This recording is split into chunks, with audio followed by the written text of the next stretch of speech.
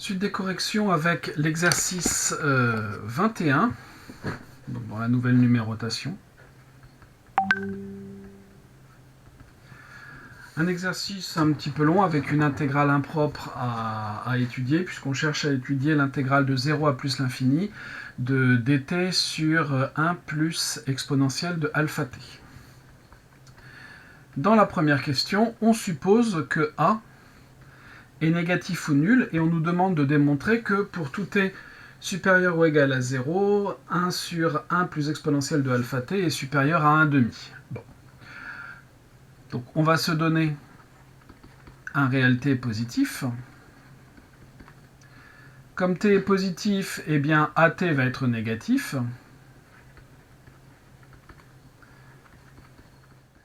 Puisqu'ici, forcément, a étant négatif multiplié par un nombre positif, on a un résultat qui est négatif. J'applique l'exponentielle, qui est une fonction qui est croissante. Donc exponentielle de at va être inférieure à exponentielle de 0 qui vaut 1, par croissance de l'exponentielle.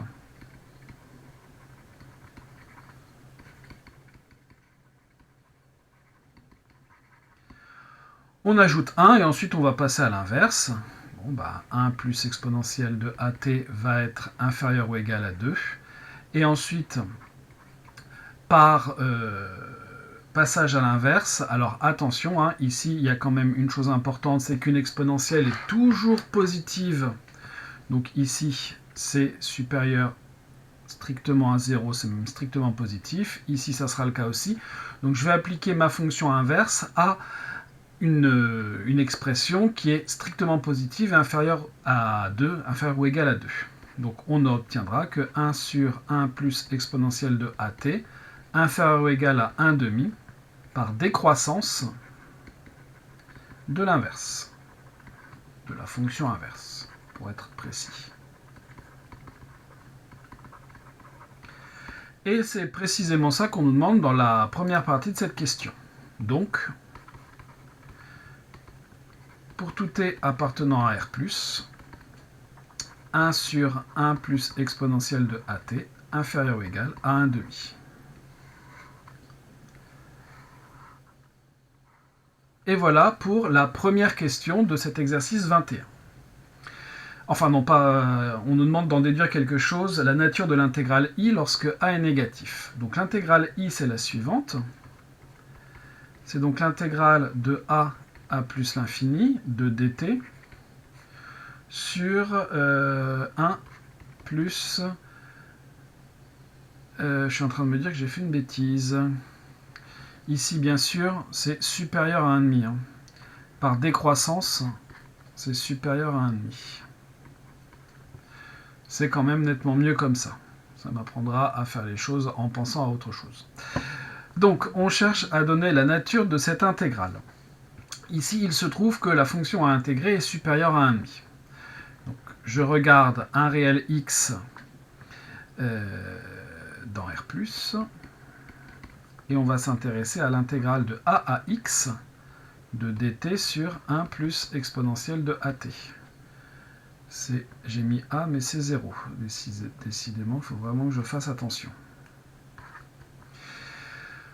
Par conservation de l'ordre par l'intégrale, cette intégrale sera plus grande que l'intégrale de 0 à x de 1,5 dt. Et cette intégrale, on sait la calculer, elle vaut 1,5 multiplié par une primitive de 1, c'est-à-dire t, entre 0 et x, et ça nous fait 1,5 de x. Donc l'intégrale ici est plus grande que 1,5 de x.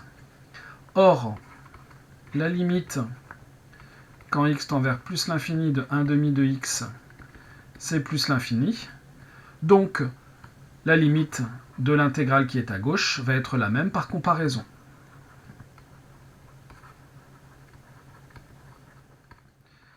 La limite quand x tend vers plus l'infini de l'intégrale de 0 à x de dt sur 1 plus exponentielle de at, c'est plus l'infini.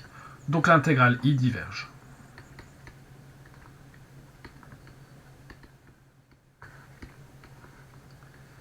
Et ça conclut effectivement la première question de cet exercice 21. Passons à la deuxième. Dans cette deuxième question, en fait, elle est subdivisée en 4 sous-questions. Cette fois, on va supposer que a est strictement positif. On va considérer la fonction f qui à x associe l'intégrale de 0 à x de dt sur 1 plus exponentielle de at, et on va montrer un certain nombre de choses sur cette fonction. Donc la question de A, on nous demande, première chose, de montrer que la fonction f est croissante sur R+. Eh bien, montrer que f est croissante sur R+, évidemment, je pourrais m'intéresser à la dérivée de f, chose que l'on va faire en fait. Donc la fonction f, elle est définie de la façon suivante. Pour x appartenant à R+, f de x, c'est l'intégrale de 0 à x de dt sur 1 plus exponentielle de at. La même chose finalement que ce que l'on avait au-dessus, sauf que cette fois, a est supposé strictement positif. Cette fonction, si on regarde bien, elle est dérivable en fait, c'est une intégrale en fonction de ses bornes. C'est comme ça qu'on a défini des primitives. F est dérivable sur l'ensemble qui nous intéresse, R+, et pour tout x appartenant à R+, f' de x, c'est cette fonction qui est ici, 1 sur 1 plus exponentielle de at. Pourquoi ? Parce que cette chose-là, c'est l'unique primitive de la fonction à intégrer, c'est-à-dire de la fonction, je vais noter ça avec t, ça sera mieux, de la fonction qui à t associe 1 sur 1 plus exponentielle de at, qui s'annule en 0. C'est comme ça qu'on l'a défini, le théorème fondamental de l'intégration.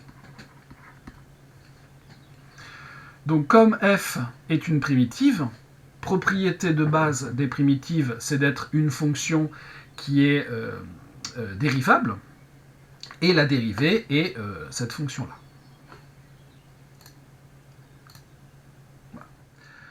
Passons à la suite. Ici, donc, nous avons trouvé notre f', il en faut déterminer le signe. Or, cette chose-là, on l'a déjà étudiée avant, on va refaire parce que a, cette fois, est positif. Bon. Pour tout... alors, je viens de me rendre compte que j'avais fait encore une petite bêtise. Ici, ça dépend de x, donc ici, je vais avoir ax. Pour tout x appartenant à R+, vous avez exponentielle de ax, qui est strictement positif, comme toutes les exponentielles. Donc, 1 sur 1 plus exponentielle de ax est positif, strictement. C'est le quotient de deux nombres qui sont strictement positifs. Donc, f' est positif sur R+, on en déduit que f est donc strictement croissante. On a même mieux que ce qu'on nous demandait. On nous demandait de montrer que f est croissante. On arrive à strictement croissante.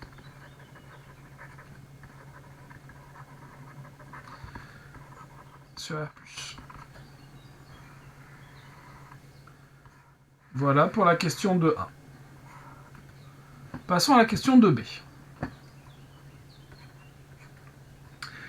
On nous demande de démontrer quelque chose, démontrer que pour tout est positif, 1 sur 1 plus exponentielle de at est inférieur ou égal à exponentielle de moins at. Et on nous demande ensuite d'en déduire une majoration de la fonction f. Bon. On a une inégalité à démontrer. Il y a plusieurs méthodes pour ça. Et on va en voir une.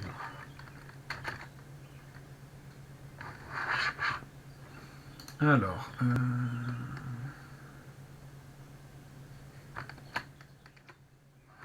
bon, ça ne semble pas marcher, tant pis, c'est pas grave, on va faire autrement.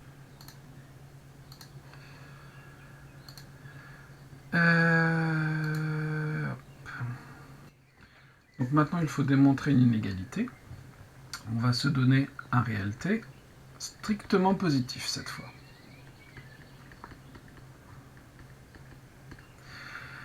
Bien sûr,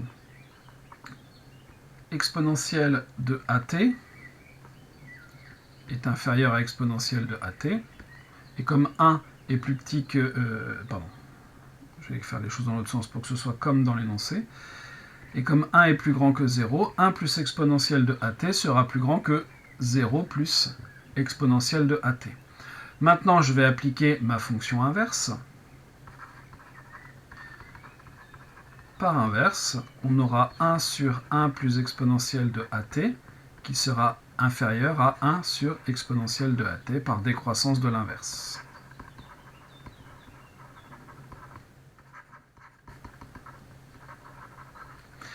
Et donc,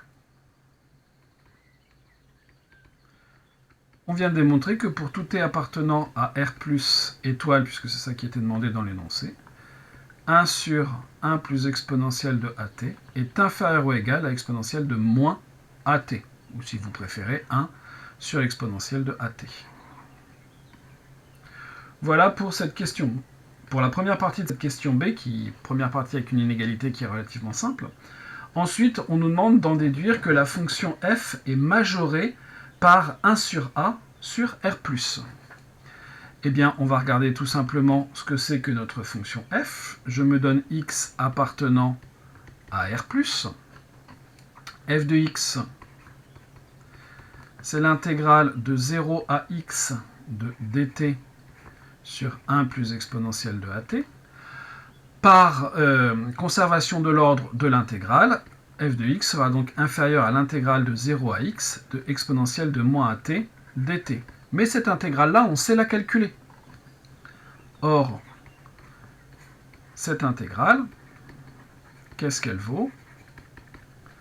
Elle vaut tout simplement moins 1 sur a exponentielle de moins at, primitive que j'ai choisie pour cette fonction qui a t associe exponentielle de moins at, que je vais évaluer entre 0 et x. Ce qui me vaut donc moins 1 sur a exponentielle de moins ax, et en 0, moins plus 1 sur a. Très bien. Et si on regarde bien, cette chose-là, c'est un nombre qui est, alors sans le signe moins, cette chose-là, c'est quelque chose qui est strictement positif. Vous avez donc l'intégrale qui vaut 1 sur a moins un nombre strictement positif. C'est donc inférieur ou égal à 1 sur a. Ce que l'on vient de dire finalement, c'est que f de x était inférieur à 1 sur a pour tout x appartenant à R+. Pour tout x appartenant à R+, f de x est inférieur ou égal à 1 sur a.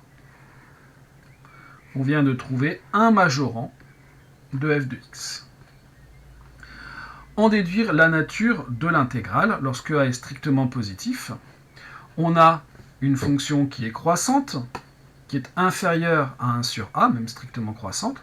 Donc forcément, c'est une fonction qui va avoir une limite finie en l'infini. Et de ce fait, l'intégrale va converger. On va rajouter une page. Si on fait le bilan, donc ça c'est pour la question C, f est croissante, même strictement, sur R+, f est majorée par 1 sur a sur R+, donc f admet, alors j'ai oublié de préciser que f est continue, et même plus qu'elle est dérivable, même mieux que ça, en fait, on vient de dire qu'elle était dérivable, et on connaît sa dérivée qui est 1 sur 1 plus exponentielle de at.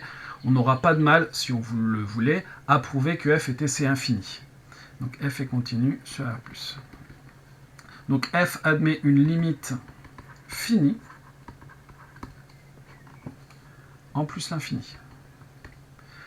En d'autres termes, l'intégrale i converge.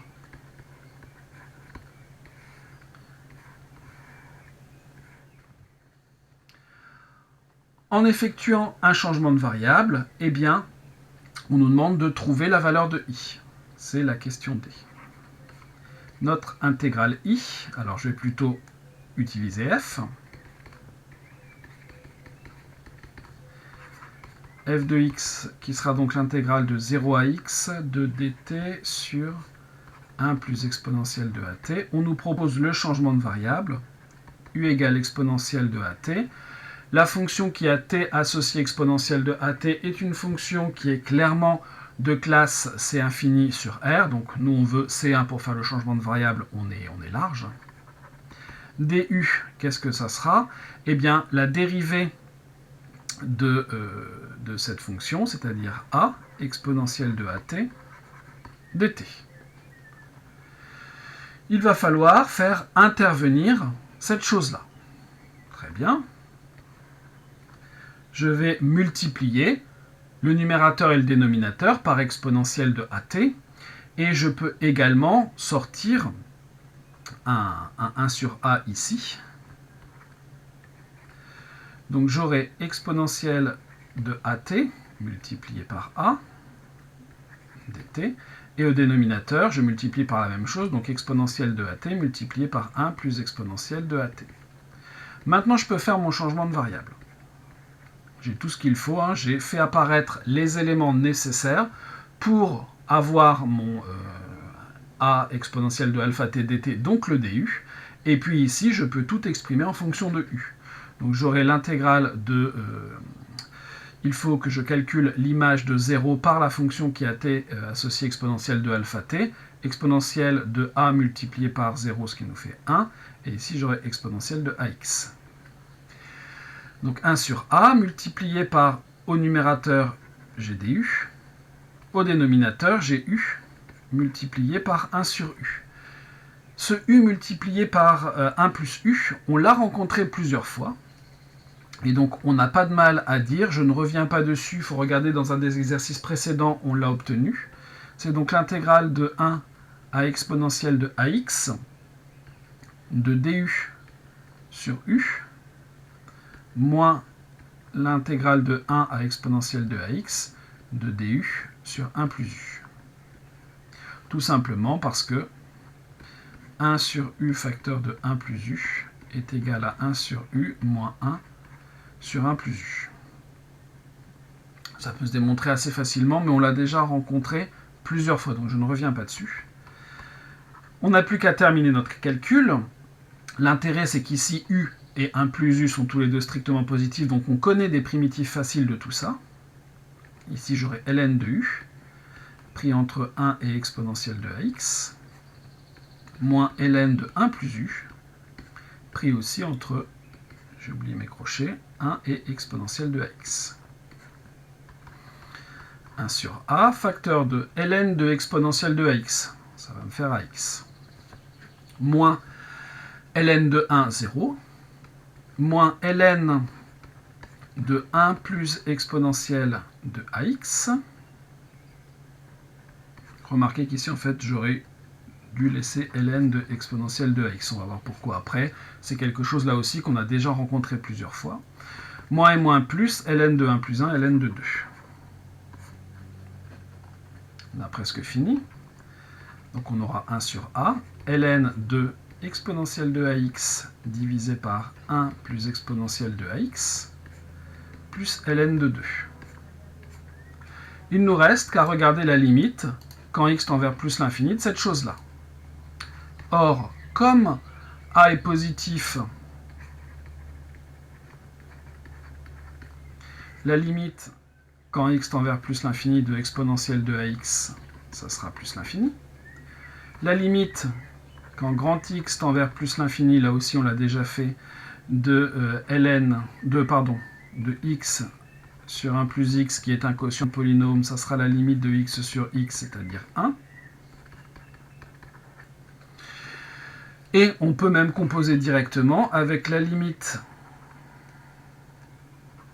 quand grand y tend vers 1 de ln de y qui vaut 0. Donc quand on compose ces trois choses-là,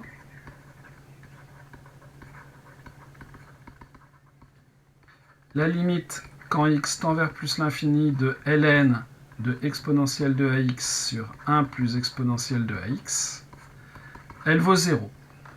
Et donc, la limite de f de x en plus l'infini, ce sera ln de 2 sur a.